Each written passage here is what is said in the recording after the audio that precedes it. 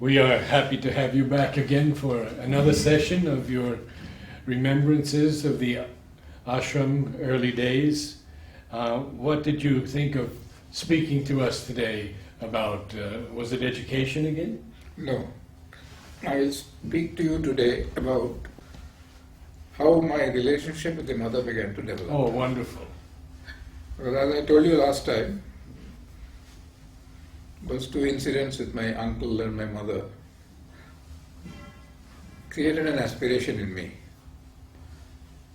But I could see that she responded, but I was not yet close to her. I used to go to her like everybody else used to go. A lot of respect, reverence. Now I will explain to you certain things. The mother used to give darshan 5 or 6 times in a day. 6 o'clock morning, balcony. 6:15, immediately after the balcony darshan, some small group of people would meet her in Poetrada's room. Sometimes at 9 o'clock there was a window darshan which I explained last time. There was something called a terrace darshan. Mother used to climb up to the terrace, up with an umbrella, and she would walk. And as far as I remember, we were advised not to try to look at her, so that she had her privacy. Then at 9:30 or 9:45, times varied, mother would give blessings and all the school children would run. Now the life was centered round the mother. Everything that happened round her. Timings were depending on her. So if she said 9 o'clock, then we would come at 9 o'clock. If she came at 9:45, we left the class and came. The school was there. We used to walk down, right, in line. And then at 12 o'clock, there was something called the vegetable darshan. Very interesting thing. Jhumur's father, Anilda, he was in charge of some gardens, or at least one garden, and they used to grow vegetables there. And every day, around 12 o'clock, those vegetables would be put between Niruddha's room and that other door leading upstairs, right? Lady's finger, 10 kilos. Tomatoes, 15 kilos. 1 pumpkin or 2 pumpkins or whatever it was. And mother would come down the stairs, stand up, not get down, but stand up. She would stand on the left side of the... On the right side was a person called Lakshmi Bai, who was very close to Ramchandra. Ramchandra is a homeopathic doctor. There are a lot of very interesting letters between Aurobindo and Narad on Ramchandra. He was a very interesting personality. And Lakshmi Bai used to be with mother. She would be standing with a tray with flowers, which mother would give after having seen these. And Anilda, that is Jhumu's father, every day used to bring a small plate full of divine's love. And he would give it to her. And mother would take it, one flower from there, and put her arms around his head every day, blessings, and give that divine's love. Now we children, we hardly bother about mother. We are playing about all over the place, right? One day in May 1947, I was being chased. We were playing hide and seek, what is called Sabka Thappa. I was being chased and I ran and came right to that place where Niruddha's bathroom is. The workshop was what Chow's room is today. That was the workshop. That is where Prof used to do all his work. So I came running and I suddenly saw mother there. I didn't know what to do. I was terrified. Will I get a scolding? I was stuck there. I couldn't move. Mother leaned out and said, "Come here, my child." I went with tremor. And what did I get? absolute affection. Now there is another very interesting thing that took place regularly. In the room where the bulletin office is, right across, there was a gentleman called Radhanand, Suddhanandan something. He is a Tamilian scholar. Every day he would come towards the end of the vegetable darshan and read out a poem in French, which he composed. So that day mother asked me, "You read this poem?" So I read the poem. Mother said, "You read well." She was appreciative. She was very kind. Said, "Come tomorrow." In one stroke, that fear was replaced completely by the... And I began to come every day. You can't imagine what it meant. I mean, for me, that was the beginning of a love affair with the mother. Passionately. I used to wait every day how to come there and come quickly. At 11:10, 11:15 if I had no class, otherwise 11:30 I would come and wait there outside. So she would be standing up, we would be standing down. After some time, mother opened out like anything. When we stood there and she was up and we were down, she started putting her hand on my shoulder, putting her weight on whoever was there. Those who were on the other side, they didn't get the opportunity. So we rushed to come first and second. So we used to call it number 1 and 2. And she would put her hand and she would caress you. While she was doing everything else, she was doing that. I mean, that was sheer bliss. Every time she touched, a current of joy. It is, it is not merely affection, it is something else, much more than affection. This lasted for months. That was where my relationship with her became very intimate. Because I used to almost think all the time about her. How can I meet her again? Right? When she used to touch you, you used to feel that current of joy. Oh my God, it's unbelievable. I mean, now I know what it means that the senses also can feel. That was the experience that I had. Anyway, many interesting things happened. There were not too many people, about 10 or 12 would be there. Pranabda would be standing there, waiting for her to come down, right? And this was in 47, before August 15th. And one day, some small stories. My pen was leaking, so my fingers were all stained with ink. Mother saw that and said, "No, my child, you must go and get it cleaned." So Dyuman Bhai went upstairs, brought a piece of soap. I had to go, that Samadhi, near the Samadhi there is that little tap. I had to go there, get it cleaned, came back. Mother said, "No, not good, go back." Again I went, and even then it was not complete, but it was, she said, "You must take the greatest care. I will give you a pen." So after 2 days she gave me a pen, she gave me a comb to comb my hair, right? I had a lot of hair at that time. So we have still that comb and the pen. Comb lost. Runu. The pen we have. Pen I don't remember. I don't remember that I have it, but the comb, Runu was fighting with me and he threw it into the drain and it just disappeared. So anyway, we developed a very intimate relationship and I was dying to be there first or second. Hardly ever I missed. There was a boy called Jyotindra, Tara's younger brother, who used to also come. I remember Jhumu sometimes. There were Briju was also there, Pranamta was there, and a few other elders. Mother would distribute flowers. She would throw the flowers and we had to carry them. One day I was sitting there, beside me 2 others, and I was telling them the story of Gulliver's Travels, I think, or Sindbad the Sailor. I was absorbed absolutely. Pranamda was standing there. Suddenly I saw him smiling. I wondered why he is smiling. I looked behind, mother was standing there. Normally when she used to come down, she would be top, top, top, top, very heavy tread. This time she came down sweet, quietly, and she stood there for almost half a minute listening to my, storytelling. And again, we got up.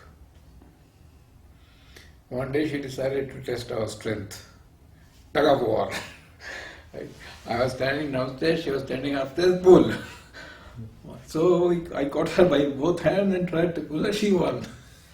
She was very, very firm, the grip was very solid. So you were 8, 9 years old that time? 11 years old. 11 years. Not yet 11, I'm going to be 11. One day she said to me, to us, before that what she did was, she used to take one of the children upstairs after the darshan, and some painters, artists, Milidi, Krishnalal, Anil, I think, I'm not sure of the name, they would make a portrait of you. So one day mother said that today there is not much time. If someone is willing to come twice, who is willing to come? I immediately raised my hand up. Jyotindra also raised. So we got a chance twice, that day, and next day it will be completed. So we used to sit upstairs and mother, in 10 minutes, they would make a sketch, right? That was the beginning of a very intimate, very, very sweet relationship. On my birthday, July 2nd, 1947, she said, my child, you have earned this wonderful pumpkin, big pumpkin. She gave it to me. This is my gift to you on your birthday. The Mohan Bagan football team had come. Mother herself had gone to see, and I was passionately interested in sports. Where was it played? In the military ground. What is known as the military ground then, now it is, I don't know what the name is, of the station, before Mare Garden. So mother went there, and mother said, oh, if football can be played like this, it's a beautiful game. Otherwise her impression was that it is too much physical, right? So Chinmay, I don't know if you know who Chinmay is. Chinmay was with the mother, always living with her, and when she used to go to play tennis, she used to sit at the mother's feet in the car, right? Pranamta used to sit in front, Pavitra used to drive the car, mother sitting and Chinmay sitting on the below. Chinmay became very fond of me, being close to mother. So she made a little drawing of football and gave it to mother. Mother wrote their blessings, and I've still got it. Right? The beautiful, not beautiful in that sense, it is beautiful that it was given to me by the mother. So she said, take this pumpkin, go home and tell your mother to cook for you. And so now my mother, every Monday, she used to make ragi malt for mother and Aurobindo. So she was very fortunate. So she used to make it regularly, and it used to be sent. Just one spoon mother would take, I think Aurobindo also would take, the rest would become prasad, right? It was distributed among many others. It came to our house also a little bit. So this is one of the things that, one of the moments when, I won't call it the inner life in that formal sense, but the whole meaning of the ashram made sense to me. And it was an extremely beautiful relationship. Unfortunately, too many other distractions, sports, this, that, lower nature, desires, slowly they recede into the background. If I had continued that, I would have been a wonderful human being by this time. But ups and downs, right? This lower nature or distractions, right, turning you in other directions. I was passionately interested in sports. So a new magazine called Sports and Pastime, brought out by the Hindu, Hindu newspaper, they brought out a sports pastime. Jumur's uncle Kanakda used to subscribe to that. And Kanakda was one of the finest sportsmen that I have seen in the ashram. His power of concentration, mother's remark, you should see his power of concentration. Intense. See, when mother started playing tennis in 1948, we had no access to tennis because we were too young. But mother's partner was Pranabda. Pranabda had never played tennis in his life. Mother told Pranab, you have to be my partner. So mother got him a racket, got him 2 books. He learned the grip by seeing the books, went for a few days and practiced service. You can't imagine, in 3 days he was serving very well. Right? And if Pranabda was not going to play, mother would not play. It was an absolute rule. Right? Pranab has to be present with the mother. Mother used to play on the forehand side, Pranabda on the left side. She used to play 5 games with partners. Chandubhai Kanak, Sumantro Manoj, etc. etc. So we started playing much later. I was too young at that time. Mother used to do underhand service. She could not lift her hand up. She would do underhand service. The players on the other side, our job was to return the ball to mother on her forehand. She hardly ever used her backhand. On her forehand, within a reasonable distance so that she doesn't have to run. It demanded a fair amount of skill. Why I am saying this, mother enjoyed playing with Kanakda. He would give it exactly the way she wanted. All of us tried, fairly successful, but Kanakda was superb. Mother said that his powers of concentration. Since I've taken up this topic, Sunilla was the ball boy. There would be an umpire's chair, someone sitting on top. Sunilla would be sitting there. And I would come and sit there. And I would help Sunilla a little bit.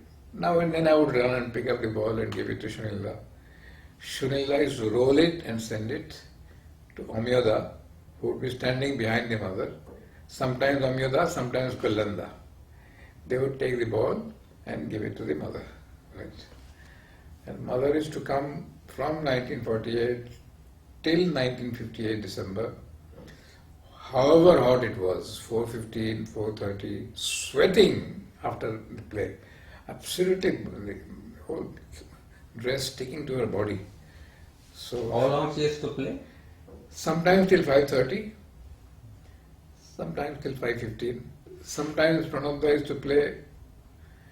The last few minutes he would leave because he had to take up the group, and mother would play singles for some time, but very rarely. Almost all the time Pranab had to be there, right?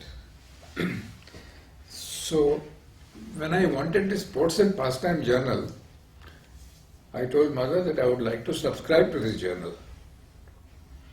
Mother said, show me a copy of the journal. So I went to Kanakda, took one copy and showed it to mother. It was in 2 parts. The first 16 pages were all sports. Good, innocuous, very interesting. The next 16 pages were all cinema and other things. So mother went through that. She said, let me see it. She took it up. And after 2 days she said, okay, you can get it, take it. There is no harm, because these are nothing vulgar, right? It is cinema, but nothing vulgar. See, she was so strict. One more story about that time. Kapali Shastri was my Sanskrit teacher, our Sanskrit teacher. It should have been an honor and a sense of tremendous pride that Kapali Shastri is my teacher. We didn't like his class at all. Very strange. His voice was very feminine, like a lady's almost. I won't say that he was a very good teacher, but he was a scholar of the highest order. So I didn't like his class. So I went and told mother that I would like to leave Sanskrit. I am not interested. Mother said, but my child, you are good in languages. You try for a few more days. So I tried. Again, after 3 days, I went and told her mother, I want to leave the Sanskrit class. Again, very gently, she smiled and said, she didn't say no, she didn't say yes. So I tried again. And the third time when I went and told her that I would like to leave Sanskrit class, she said, you may leave it, but you will regret it afterwards. And I left. How stupid you can be, right? I left the class. Years later, 1960s, I began to start studying Sanskrit with Indu Roy. I used to work day and night for hours together, but then I realized that what a stupid mistake I had done by not, she never interfered. Very gentle, suggesting. She was always, her method was suggest. If you are determined to do something, I will not come in the way. I have seen this happening. Cricket match going on in Madras. In a line, 10, 12 boys going and telling her, Mother, we want to go and see the match. Can we go? Mother says, yes, yes. Next, somebody else goes, Mother, there is a cricket match. I would like to go, but what do you feel? Oh, you want to know what I feel? Better not go. But why did you allow them to go? They came and told me they want to go, so I said go. It doesn't mean that I have asked them to go. It is they wanted to go. You have to be very careful of this. You will find in letters of Sri Aurobindo, where mother says yes to somebody, but when mother says yes, because you have asked mother, what would you like me to do? That yes is the real yes. So one has to be a little careful. If you have a very strong desire and urge and you want to do something, and she doesn't come in the way. She lets you go through the experience, even painful experience, to learn by yourself. I can give you instance after instance, not only in my life, in so many other lives. She allowed you. Because that is exactly the first chapter of the synthesis of yoga, to suggest, not to impose. The Guru never imposes. She suggested. If you are not ready, nothing will happen. If you decide to become ready, soon it will happen. And if you are almost ready, it will happen immediately. Right? Something in the inner being has to be ready, prepared. So this is how it lasted for months together.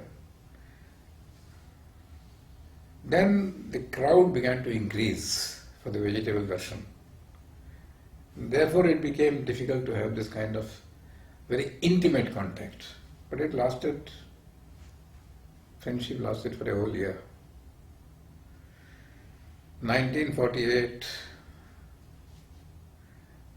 my relatives came, my mother's younger sister. They came and they saw, they stayed in our house. And they were very keen that I should be given a good education, which means take me out of Pondicherry to another school, because from the purely educational point of view, it is nowhere compared to the standards probably, or whatever it was. So the matter was referred to mother. I didn't know it till a few years back when I began to see the letters of my father. But I heard all this from my room. In the next room they are all talking among themselves that tomorrow we will go and tell mother that we would like to take Kittu out. So I didn't say a word to them. Next morning I went very quickly to the mother. Said, Mother, they are going to come and tell you all this. You say no. Block it completely. She said, of course, you are my child. You are not going anywhere. You are here. So they went and cold-shouldered, absolutely. Right. So my father wrote a letter to mother. about my education, because he was also wavering. And mother wrote back, the education that Kittu is getting here, he will get nowhere else in the world. Right? So leave him here. So, I mean, right from that age of 11 and 12, I became, and she accepted me, and I had completely, fallen in love with her. In 1948, on my birthday, July 2nd, she came downstairs to the meditation hall.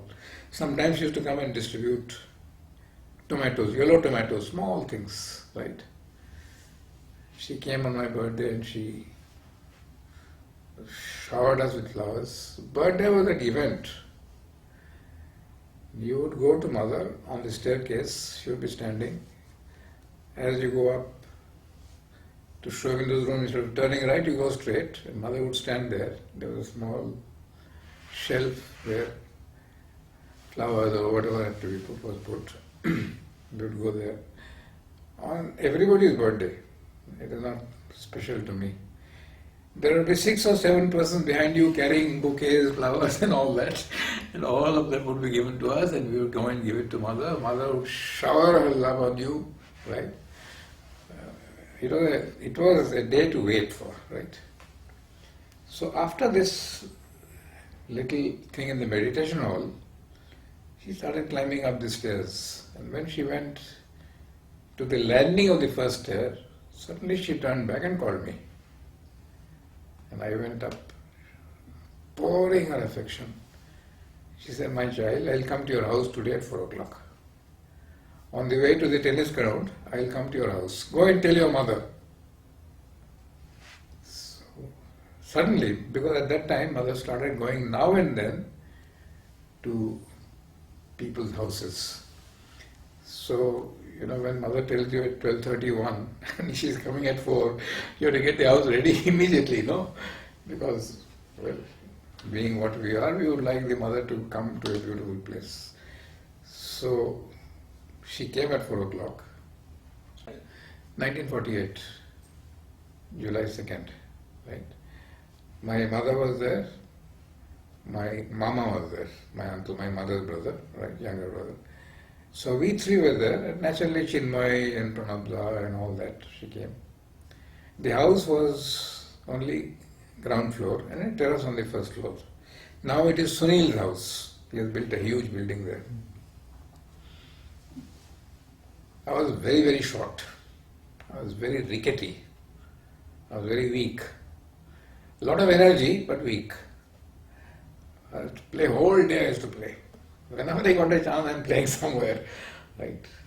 And that was a real nuisance. My uncle used to get furious with me. From 12 to 1, he would sleep, and I would be playing cricket there in the house. He used to get very upset. Then she said, no, then since I was thin and rickety and rather weak, sometime in 46 or 47, Pranabda had started getting closer and closer to mother. In 47 August, after the attack, mother took him in. But before that, he was meeting her a little more than anybody else. So Pranabda was in charge of the physical education. And he told mother that this boy is very rickety, he is very thin. I think he should be given massage. Mother said, go ahead, good. So Pranabda used to call me to his house every day around 1 o'clock in the afternoon. Olive oil. Thin layer of olive oil. He would massage the whole body. And he would say, why you are wearing all these clothes? Just walk, vacate from your house to here and go back. I felt so ashamed, But then, typical Prof, absolutely. So I was very short. And not growing at all. Right? And everybody used to say, will this boy ever grow up? So I raised the question to the mother. Mother said, when you go to lie down, sleep, imagine that you're getting taller and taller, but lie flat on your back, looking upwards. And imagine that you're getting taller, taller, taller, right? You see it will have its own effect, naturally not in one day, over a period of time. I had another very major problem as a child. Sleepwalking. I would get up in the middle of the night, go up the terrace, and sometimes want to walk on the parapet. The end of your life if you fall down. One day I went to my mother's room, took the key of the main gate, opened the door, and walking out in the street. Luckily my mother heard.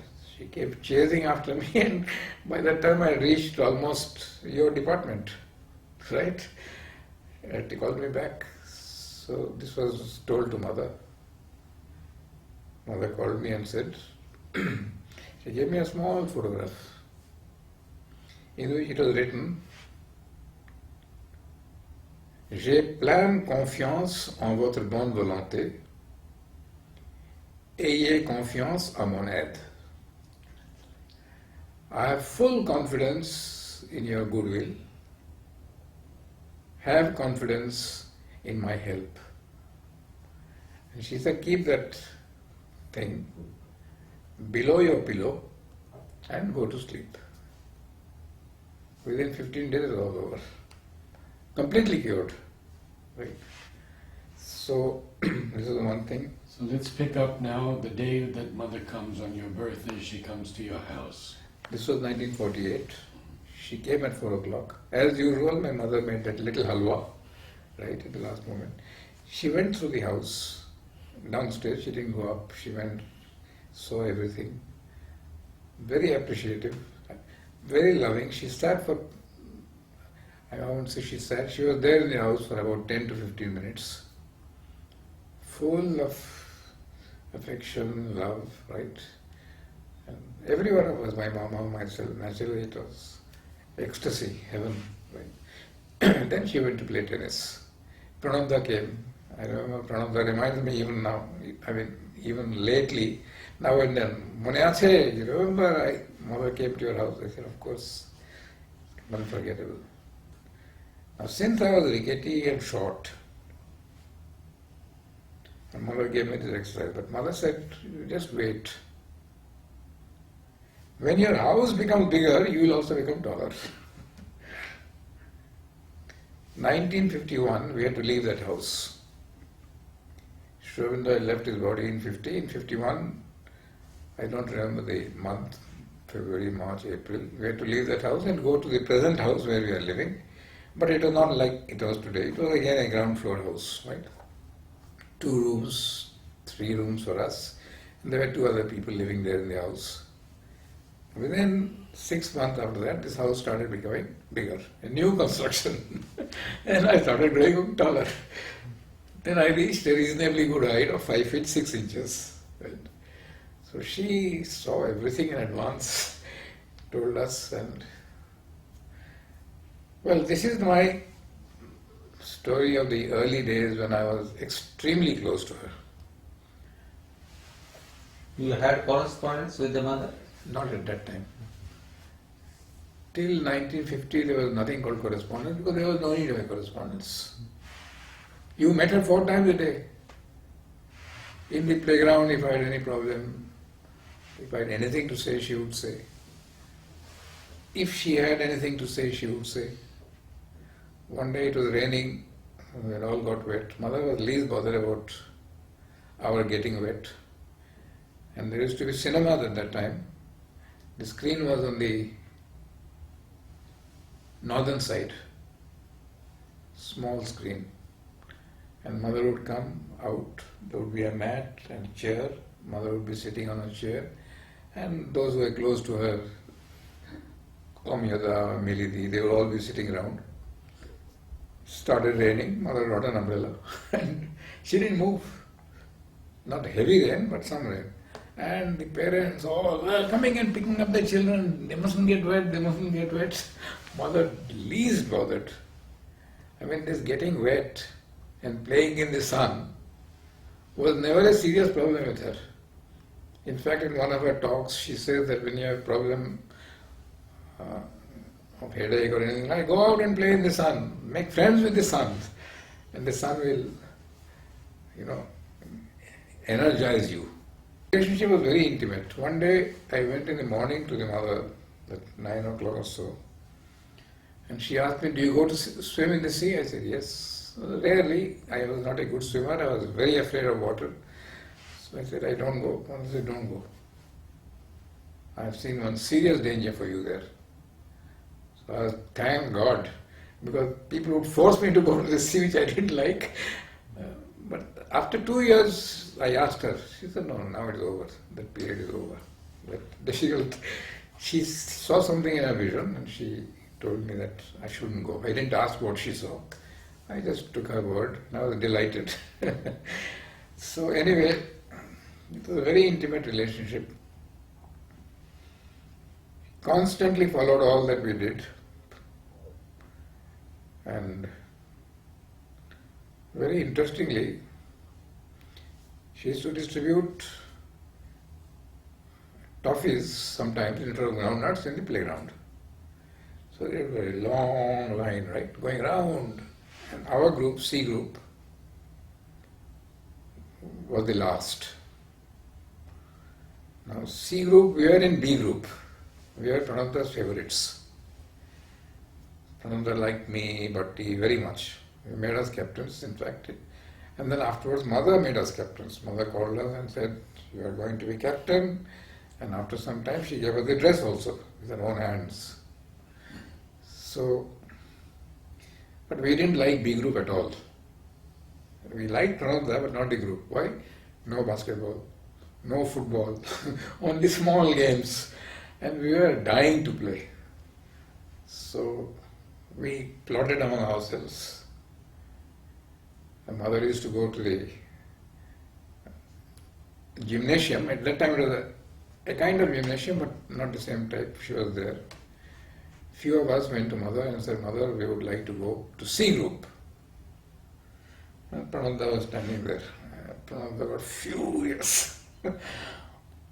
He said, no, Mother. Mother listened quietly.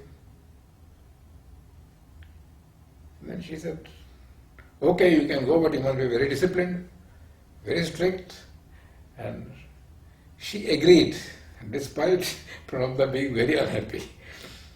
For at least a month or two, Pranabda and us almost hardly talked to each other, right? Before that, he was all affection and love and all that, right? But that is Mother's way of dealing with things. Anyway, when we were pushed up, in C group there were already 5 captains. Mona, Manoj, Shumantro, Harit, Bachu, Pranabda's younger brother, and Narendra, Tara's brother. Mother sent Bhatti and myself, along with many others, and said, you two will also be captains in training. So we were made captains in training, and as long as Mona was there, we hardly did anything because he ran the whole show. But gradually we are being prepared, right? So any case, 1948, 1949,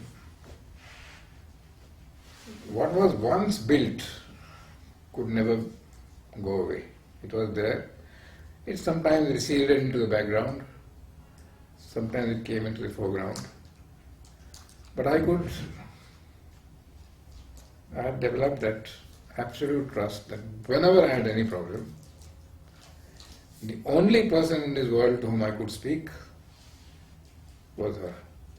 The only person. A beautiful way to end today's session. And we thank you so much, Kittu. Can we have another session tomorrow? Or is it all right with you? Yeah.